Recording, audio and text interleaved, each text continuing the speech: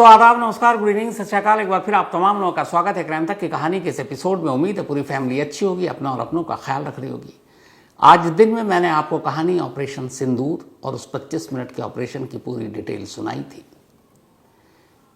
आज जो भी खबरें आ रही थी तो पाकिस्तानी मीडिया को भी देखना ज़रूरी था, क्योंकि ऑपरेशन सिंदूर के बाद वहाँ क्या चल रहा, उनका रिएक्शन क्या है। और आज पाकिस्तान के पार्लियामेंट में पाकिस्तान के प्राइम मिनिस्टर शहबाज शरीफ ने एक स्टेटमेंट दिया। उसकी ख़ास बात क्या थी, क्योंकि पड़ोसी देश के बारे में इस ऑपरेशन का क्या असर हुआ है, ये पहलू भी जानना ज़रूरी है। लेकिन ये सारी चीज़ें सुनाओ उससे पहले खबर आपको बताऊं कि आज शाम को करीब 5 बजे के आसपास पाकिस्तान के बहावलपुर के एक स्टेडियम में एक साथ 14 जनाजे रखे गए और उसमें वहाँ के लोग शामिल हुए, जिसमें पॉलिटिशियन भी थे, पाकिस्तानी आर्मी के लोग भी थे, सारे। अब वो 14 लोग कौन थे? इसी ऑपरेशन सिंदूर में मारे गए। लेकिन मैं यहाँ इन 14 लोगों की बात क्यों कर रहा हूँ, क्योंकि ये एक चीज़ कनेक्ट हो रहा कहीं और। अभी तक ये कंफर्म नहीं, असल में एक रिलीज़ आई, एक बयान है, उर्दू में है ये, और ये बयान की वही कॉपी है जो आप देख रहे हैं। ये बयान, ये दावा किया जा रहा है कि जैश ए मोहम्मद का सरगना मौलाना मसूद अजहर उसने जारी किया और उसकी तरफ से ये बयान दिया गया है। वही मौलाना मसूद अजहर जिसके 4 आतंकी ठिकानों पर यानी टेरर कैंप पर ऑपरेशन सिंदूर के तहत कल यानी 6 और 7 मई की रात 1:05 से 1:30 के बीच में हमला किया गया। इस बयान में खुद मौलाना मसूद अजहर ये कह रहा है कि इस हमले में उसकी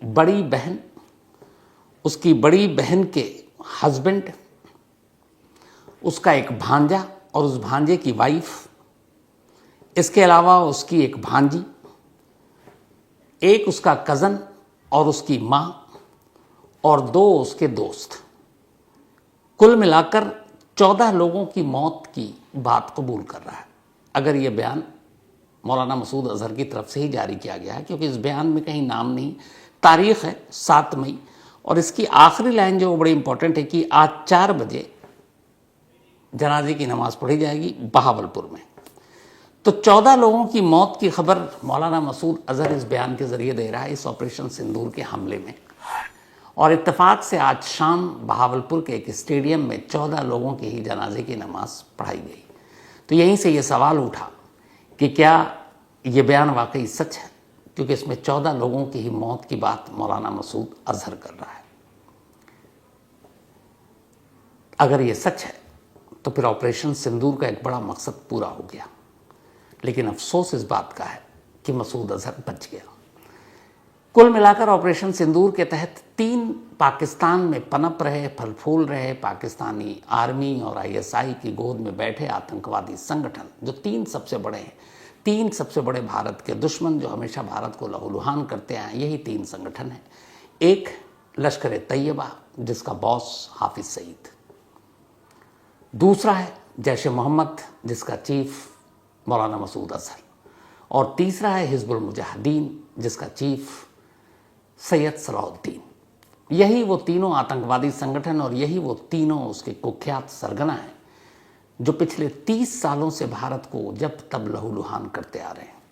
और इन्हीं 3 संगठनों के, इन 3 आतंकी संगठनों के 9 टेरर कैंप या आतंकी कैंप कहें, उसको शॉर्टलिस्ट किया गया था, लॉक किया गया था इस ऑपरेशन के जरिए मटिया मेट करने का।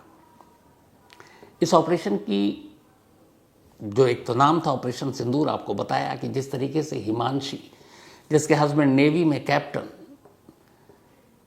और वो एक तस्वीर जिसमें वो बैठी हुई है और पति की लाश बराबर में, पत्थर की मूरत बनी हुई, गम का पहाड़ टूटा था। 15 दिन पहले शादी हुई, 15 दिन के अंदर मांग का सिंदूर मिट गया। शायद यहीं से इस ऑपरेशन का नाम आया, ऑपरेशन सिंदूर। जब 22 अप्रैल को पहलगाम में यह हमला हुआ, उसके कुछ देर के बाद एक स्टेटमेंट आया। यह स्टेटमेंट था द रेजिस्टेंस फोर्स की तरफ से, TRF। मैं पहले भी आपको बता चुका हूं कि यह लश्कर ए तैयबा जिस पर बैन कर दिया गया, उसी की एक शैडो ऑर्गेनाइजेशन है, एक परछाई। तो उसने क्लेम किया इन 26 मौतों के लिए जो पहलगाम में सैलानियों की हुई थी। उसके बाद इंटेलिजेंस, रॉ, बाकी सारी इन्वेस्टिगेशन एजेंसियां जो थीं वो काम पर लग गईं। फिर सीधे सीधे जो सबूत मिले वो मिले कि इस हमले के पीछे लश्कर का हाथ है, यानी हाफिज सईद का। टीआरएफ तो सिर्फ एक छाया थी। अब वहां से सबूत बाकी और जोड़े गए, पुख्ता सबूत हाथ आ गए कि इस हमले में लश्कर का हाथ है। अब यहां से शुरू हुआ इस ऑपरेशन की तैयारी का सिलसिला। सबसे पहले इसमें खुफिया एजेंसियों को शामिल किया गया, जो अक्सर ऐसे ऑपरेशन में होता है, जिसमें हमारी रॉ और बाकी इंटेलिजेंस, बाकी जो स्लीपर सेल, पाकिस्तान में बैठे हुए हमारे सोर्सेस, उन सबसे जानकारी इकट्ठा की गई। और जब ये पुख्ता हो गया कि इसके पीछे लश्कर का हाथ है और लश्कर को पनाह दे रहा है पाकिस्तानी खुफिया एजेंसी आईएसआई, वहाँ की फौज, तो फिर मामला इन्हीं की तरह साफ हो गया। अब ये था कि इस ऑपरेशन को अंजाम देना है और टेरर कैंप को नेस्तो नाबूद करना है, जो बरसों से हमें घायल कर रहे हैं। तो फिर हुआ कि सिर्फ लश्कर ही क्यों, वो तमाम टेरर ऑर्गेनाइजेशन जो पिछले 3 दशक से हमें लहूलुहान कर रहे हैं, उनको क्यों बख्शा जाए। लगे हाथ जब हमला करना ही है तो फिर सभी को निपटाया जाए। कुल मिलाकर 5 ऐसे टारगेट थे जिनके बारे में कोई शक नहीं था और उसको नेस्तो नाबूद करना था। और इन 5 में से तीनों संगठनों के थे, लेकिन 4 टारगेट ऐसे थे जो पीओके में नहीं थे, यानी पाक ऑक्युपाइड कश्मीर में नहीं थे। वो 4 पाकिस्तान के अंदर थे और इनमें सबसे दूर जो था वो एक 104 किलोमीटर इंटरनेशनल बॉर्डर के अंदर। अब 104 किलोमीटर पाकिस्तान के अंदर जाकर ऑपरेशन को अंजाम देना ये अपने आप में सबसे रिस्की था, लेकिन 4 टारगेट को चुना गया क्योंकि इनके बिना काम तो होता नहीं। तो 4 पाकिस्तान के अंदर, 5 पीओके में, 9 टारगेट चुने गए। इन 9 आतंकी कैंप या टेरर कैंप में से 4 जैश ए मोहम्मद के थे, 3 लश्कर ए तैयबा के और 2 हिजबुल मुजाहिदीन के। तो 3 बड़े आतंकवादी संगठन के 9 टेरर कैंप। और इसके बाद जब इन सारे कैंप की पूरी घेरेबंदी हो गई, नक्शा हो गया, सब कुछ ग्राउंड लेवल पर, आसमान लेवल पर तैयारी पूरी हो गई, तो बस इंतज़ार था कि इस ऑपरेशन को अंजाम देना है। और आखिरकार 7 मई रात 1:05 पर हमारी वायुसेना ने, एयरफोर्स ने अपने लड़ाकू जेट के ज़रिए इन 9 ठिकानों पर 24 मिसाइल या बम दागे। 9 ठिकाने, 9 टेरर कैंप और 24 अटैक यानी मिसाइल। और इसमें इन सारे टेरर कैंप को नेस्तो नाबूद कर दिया गया, धुआं धुआं कर दिया गया।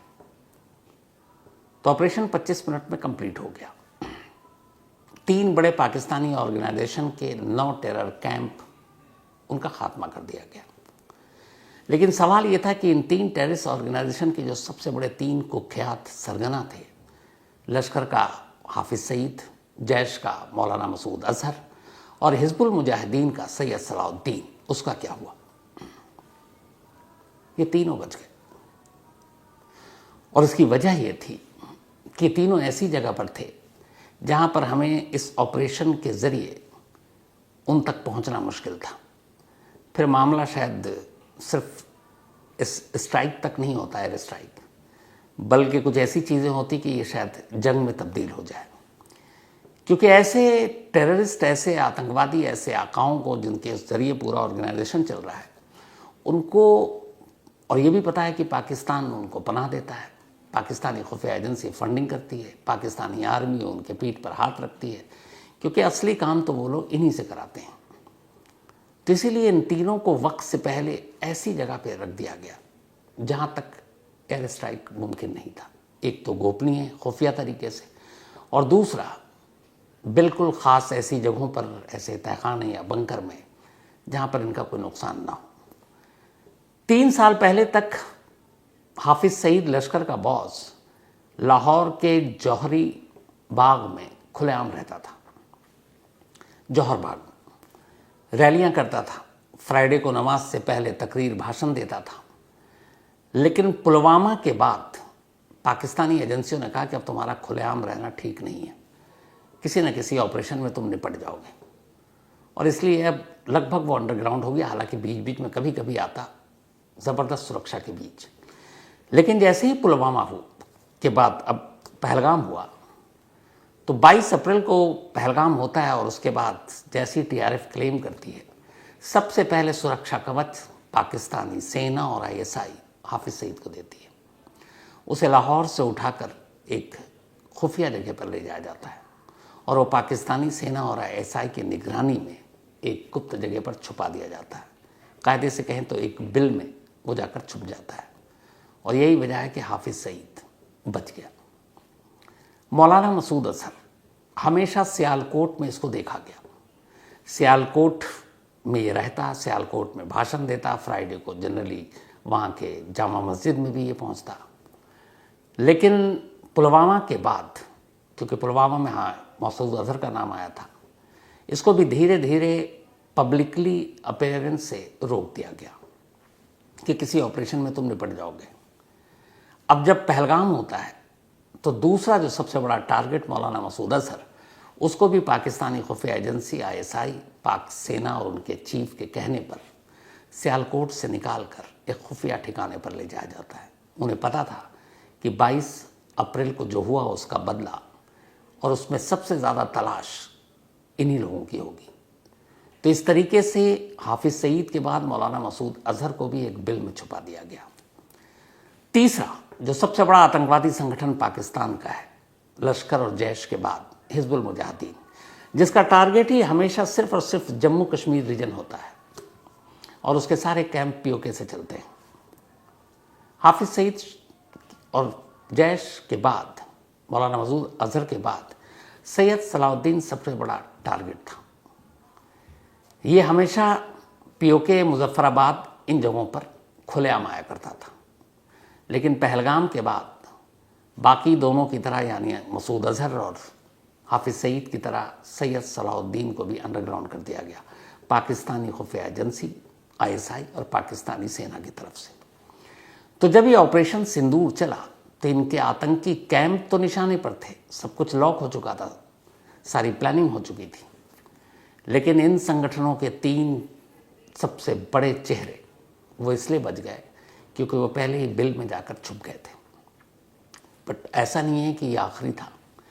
कोशिश यही है कि जब तक इन तीनों का हिसाब किताब नहीं होगा, पाकिस्तान में आतंकवाद की फैक्ट्री बंद नहीं होगी, क्योंकि असली मास्टरमाइंड यही है। चाहे आप पुलवामा ले लीजिए, चाहे आप मुंबई अटैक ले लीजिए, चाहे आप पार्लियामेंट अटैक ले लीजिए, चाहे आप श्रीनगर विधानसभा पे अटैक ले लीजिए, चाहे आप उरी ले लीजिए, बालाकोट ले लीजिए, या फिर आप पहलगाम ले लीजिए, 26/11 ले लीजिए, इन सब में अगर शामिल हैं तो यही 3, लश्कर, जैश और हिजबुल मुजाहिदीन। 9 इनके आतंकी कैंप जो बर्बाद किए गए, वो सारे के सारे वो थे जहाँ ट्रेनिंग दी जाती थी, जहाँ हथियार चलाने सिखाए जाते थे, जहाँ जीपीएस और मैप कैसे रीड करते हैं, कैसे आप ट्रैवल करोगे, उसकी ट्रेनिंग दी जाती थी, गोला बारूद की ट्रेनिंग दी जाती थी। और जो मुजफ्फराबाद के पास एक हिजबुल का जो ठिकाना था, वहाँ तो वो बाकायदा टनल बनाने की ट्रेनिंग दी जाती थी कि वहाँ से टनल बनाकर कैसे आप सरहद पार कर सीधे पीओके से जेएंडके में दाखिल हो सकते हैं। तो ये सारे ट्रेनिंग कैंप थे और इनमें से एक ट्रेनिंग कैंप जो सबसे बड़ा लश्कर का था, मरकज़, वो था जब 26/11 हमला हुआ और 10 टेररिस्ट कराची के बंदरगाह से मुंबई पहुंचे थे। तो उनमें से जो एक इकलौता जिंदा पकड़ा गया था, अजमल कसाब, आखिरी बार उन 10 टेररिस्ट को उसी मरकज़ में देखा गया था और वहीं उनको आखिरी बार ब्रेन वॉश करके उनको समझाकर मुंबई भेजा गया था। उसी मुंबई हमले की साजिश में जो दूसरा डेविड हेडली उसी मरकज़ से निकला, फिर उसने साजिश बुनी। उसी मरकज़ से जो अभी यूएस से डिपोर्ट करके तहव्वुर हुसैन राना को हम लाए, जो एनआईए की कस्टडी में है, वो भी उसी मरकज़ से ही निकला था। तो ये 3 बड़े जिस मरकज़ से निकले उसको भी बर्बाद कर दिया गया। 25 मिनट में ये ऑपरेशन खत्म। लेकिन चूंकि ये तीनों अभी बच गए, बिल में है, इसलिए ये मानना कि अब पाकिस्तान से आतंकवाद एक्सपोर्ट नहीं होगा इंडिया, ये बेवकूफ़ी होगी। क्योंकि जब तक इन्हें ठिकाने नहीं लगाया जाएगा, ये नए नए रंगरूट भर्ती करते रहेंगे, उनका ब्रेन वॉश करते रहेंगे। ये तो रही ऑपरेशन की बात, और ऑपरेशन की पूरी डिटेल मैंने आपको दिन में सुनाई है कि कैसे क्या कुछ हुआ। आप में से अगर जिन लोगों ने नहीं देखा, आप सुनिएगा। अब जो मैंने शुरू में कहा था, पाकिस्तानी मीडिया क्या कर रही है, कमाल देखिए। पाकिस्तान की पार्लियामेंट का स्पेशल सेशन बुलाया गया आज, और वहां प्राइम मिनिस्टर शरीफ ने स्टेटमेंट दिया। शरीफ ने स्टेटमेंट ये दिया कि हमें 6 मई की रात 10 बजे ही पता चल गया था कि आज भारत अटैक करने वाला है। अगर उन्हें 10 बजे पता चल गया था तो वो और भी तैयारी कर सकते थे, फिर इन नो टेरर कैंप को रोक सकते थे, लेकिन उन्हें भी अपनी जनता और अपने बाकी लोगों को जवाब देना है। अब उनके दावे सुनिए। शहबाज शरीफ ने पाकिस्तान की पार्लियामेंट में आज शाम को बैठकर यह कहा कि हमें 10 बजे रात को जानकारी मिल गई थी कि आज इंडिया अटैक करने वाला है। उन्होंने कहा हमारी एयरफोर्स सब तैयार थी, हमें यह भी पता था कहाँ कहाँ पे क्या होने वाला है, लेकिन पता था तो नो टेरर कैंप को बचाया क्यों नहीं। उन्होंने कहा कि इंडिया ने 80 फाइटर जेट इस ऑपरेशन सिंदूर के तहत उतारे। एक उन्होंने अजीब सा दावा यह भी किया कि इसमें से हमने 5 मार गिराए और 3 राफेल को गिराना ही लगभग क्या बोले, एक राफेल की कीमत शायद 2,500 करोड़ है। एक साथ 200 टारगेट को वो अगर 200 दुश्मन घेर लें तो भी भेद के निकल जाती है। बट उनका है ये कि हमने 5 गिरा दिए, 6 जगहों पर हमले की बात की, 26 मौत की बात की। ये पाकिस्तान के पार्लियामेंट में दिया गया बयान, और कमाल ये देखिए कि पाकिस्तान के पार्लियामेंट में ये बयान दिया गया, वहाँ के अस्पतालों की तस्वीरें आ रही हैं, घायलों की तस्वीरें आ रही हैं, वहाँ की मीडिया सब कुछ दिखा रहा है, और पाकिस्तान के प्राइम मिनिस्टर पार्लियामेंट में बैठकर अपने एयरफोर्स की पीठ थपथपा रहे हैं और तारीफ़ कर रहे हैं, और सभी मेंबर से कह रहे हैं आप सब भी उनकी तारीफ़ कीजिए। जो उनके एयरफोर्स के चीफ है ज़हीर बाबर, कि शानदार काम किया। अगर शानदार काम किया तो ये नो टेरर कैंप पे अटैक करके बाहिफाजत 25 मिनट में भारत लौट कैसे आई। जाहिर सी बात है वो अपने जनता को ये तो बताएंगे नहीं, आवाम को बताएंगे नहीं, वरना कुर्सी खतरे में पड़ जाएगी।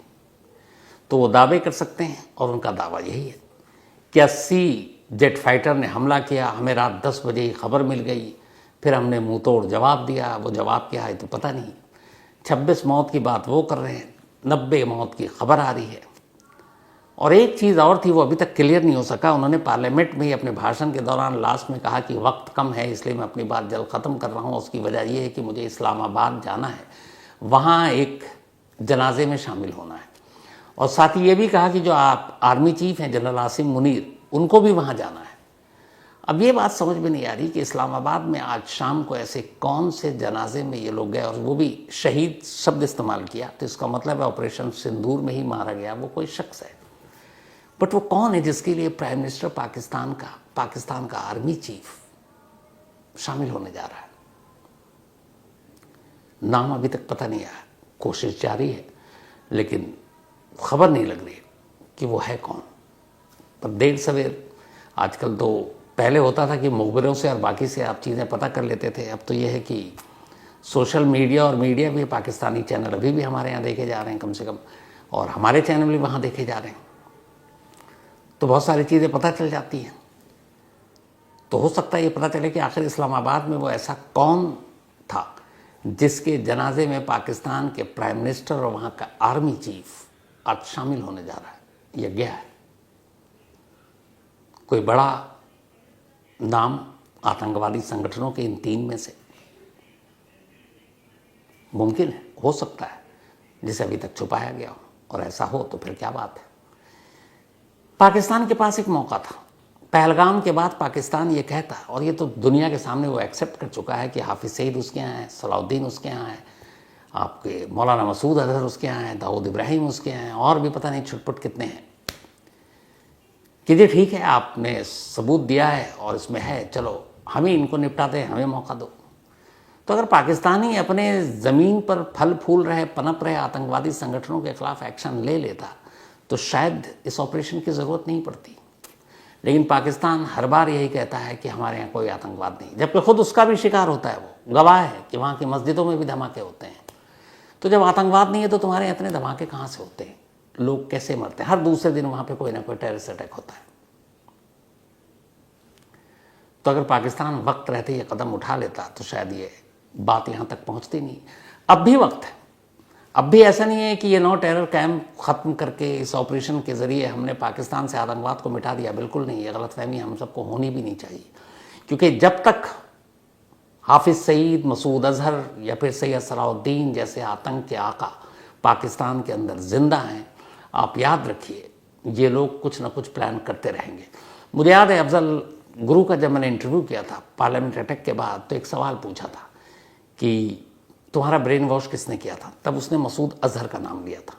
और एक लाइन बोली थी जो आज तक मुझे याद है, इस इंटरव्यू के हो गए करीब 22-23 साल, लेकिन उसकी एक लाइन थी अफजल गुरु की कि अफजल गुरु वो शख्स है जो सोता नहीं है, वो 24 घंटे सिर्फ एक चीज़ सोचता रहता है, इंडिया के बारे में, कि उसे अगला ऑपरेशन कैसे करना है। ये बाकायदा इंटरव्यू, अगर वो कभी क्लिप मिली तो मैं आपको सुनाऊंगा। वो हर वक्त ये सोचता रहता है कि मुझे इंडिया में कैसे नुकसान पहुंचाना है, इंडिया को कैसे लहूलुहान करना है, और वो सोता नहीं है बल्कि सिर्फ प्लानिंग करता रहता है। तो ऐसा शख्स, इतना ख़तरनाक शख्स जो बैठकर हर वक्त हमें लहूलुहान करने की साजिश बुनता हो, जब तक ऐसे आतंकवादी के आका जिंदा हैं, ऐसे संगठनों के ये सरदार जिंदा हैं, तब तक हमें बेफिक्र होना ही नहीं चाहिए, क्योंकि 9 टेरर कैंप ख़त्म है, हो सकता है ये दोबारा बना लें, क्योंकि असली मास्टरमाइंड तो वही है। और या दूसरा रास्ता ये है कि अब भी पाकिस्तान सुधर जाए। उसके लिए भी बेहतर होगा अगर उसने अपने ज़मीन से आतंकवाद को उखाड़ फेंका, तो पाकिस्तान भी खुशहाल रहेगा। कम से कम उसके अपने लोग तो नहीं मारे जाएंगे, वो तो उसके अपने ही लोग हैं। चलो हम तो खैर भैया विदेशी हैं उनकी नज़र में, पड़ोसी हिंदुस्तानी, लेकिन वहाँ तो तुम्हारे अपने पाकिस्तानी हैं, उनके प्रति तो तुम्हारा फ़र्ज़ होना चाहिए कि वो क्यों मर रहे हैं। और उन्हीं आतंक, चाहे वो तहरीक तालिबान हो, चाहे जैश हो, चाहे लश्कर हो, चाहे कोई भी संगठन हो, जो जिससे नहीं बनती ठोक देता है। तो ये मौका है पाकिस्तान के लिए सुधरने का। तो कहानी में आज इतना ही। अब आपसे मुलाकात होगी कल रात 9 बजे किसी नई कहानी के साथ। तब तक अपना और अपनों का ख्याल रखिएगा। Thank you very much.